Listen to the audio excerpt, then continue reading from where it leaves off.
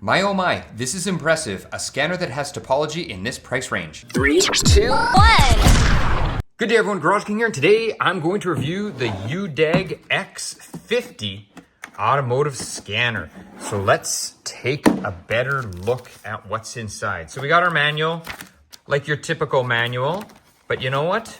You got me, so what do you need the manual for? We're gonna go through it all anyway. All right, and now we have our connector here, our OBD2 connector, and I do see a nice USB on the back here, USB-C, and what that's most likely for is to tether right to the scanner if the Bluetooth is not, the best.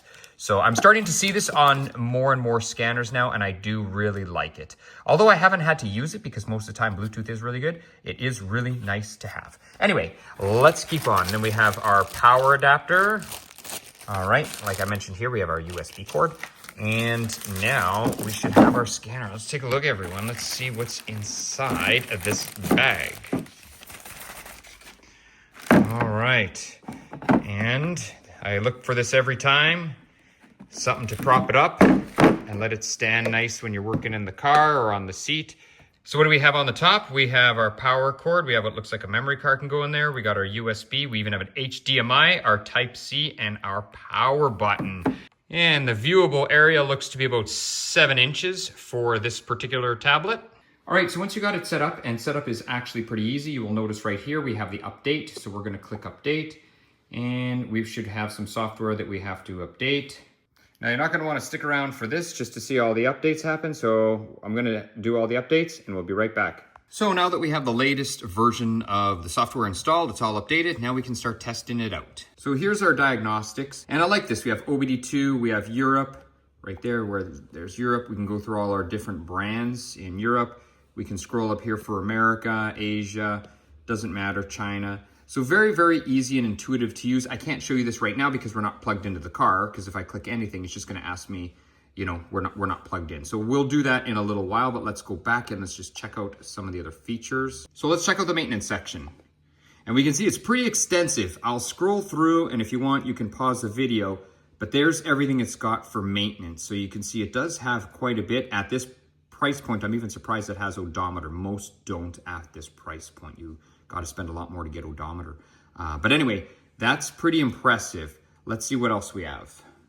New energy, have no idea what this is.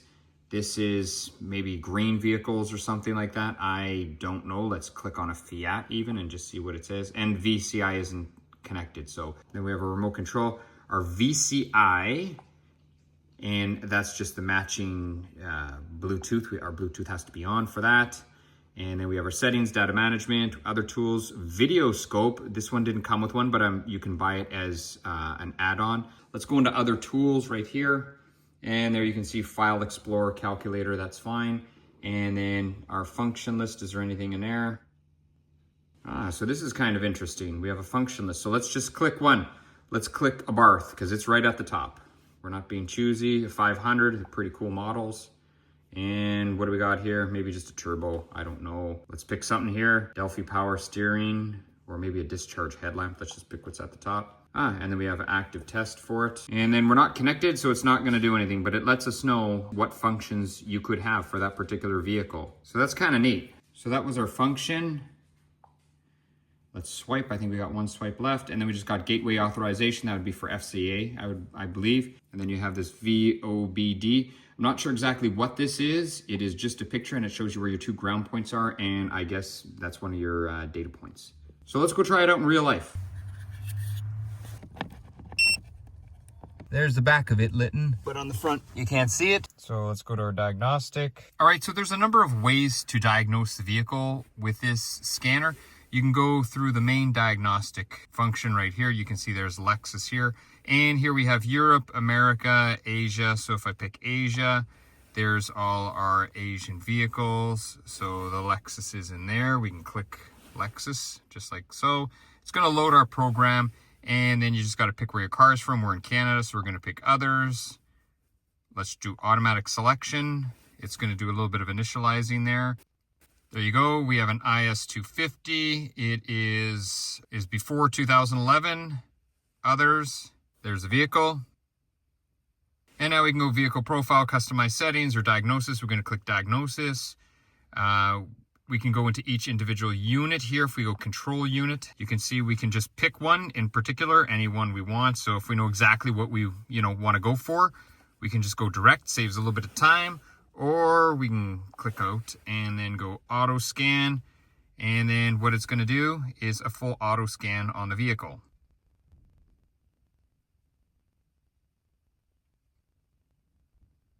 All right, now this is interesting because you can see we have some faults with the air conditioner and there is no other faults. There's all the systems within the vehicle that it did scan. So pretty neat.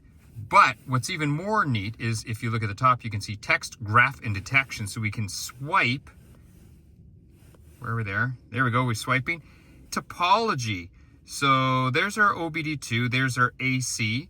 And then you can see the green is good. These are other modules that this car does not have. And then if we go to detection, I slid over one more past graph.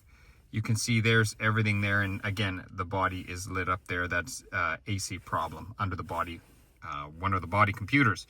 So we can just touch it here and go back to graph or back to text. So I do like that. I find that's pretty neat.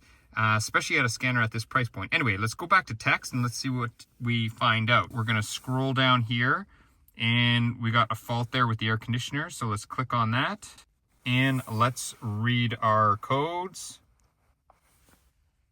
And something to do with the solar sensor. You can see they are current and then we have a normal history there, the B1400. You can see the 3 current codes. Those would be the ones to be concerned with. We can email, save, or escape. If I clear them, they're going to come right back anyway. Okay, so now we're going to get out of this, and we're going to go right back to the main screen. I'm going to see if I can get out as if we never did this. All right, so now what we're going to do is instead of going in this way, we're going to try the auto VIN function right there and see what happens. Let's try to do an auto scan.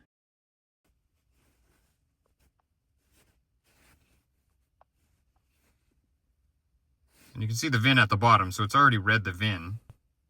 And there you go, we have a 250, IS250, others. Here we have the years, this is a 2010, so we're gonna pick middle right there. That's our vehicle. So now we want diagnosis, and it's gonna do the same thing here. We'll do an auto scan. It's the same thing. It's just gonna go through exactly what it did before. And there you go. Same thing as before, just a different way to get to it. So now let's see, how do we get to the bi-directional capability? So after we've done our scan, there's our engine, pass no fault. That's good. Let's get in here and let's see what we got coming up. There we go, special functions, active tests. So special functions. Oh, VIN clear. Okay, so we have, we can clear our VIN maybe out of the computer if we're gonna reprogram a new computer. That's not really what I'm looking for. I'm looking for the actual bi-directional capabilities of the scanner. There we have it. So control the injector volume, blah, blah, blah. Let's see what else we got in there. Fan's always a good one to test. There's our cooling fan. Let's turn it on.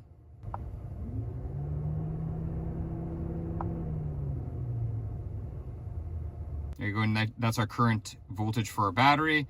Now we're gonna go on and we're gonna crank the engine over. Hopefully this should work.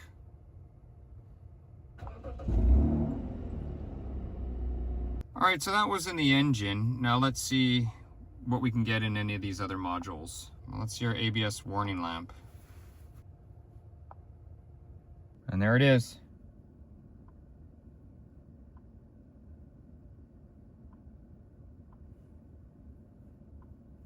Let's see the buzzer. It says buzzer relay. That definitely works.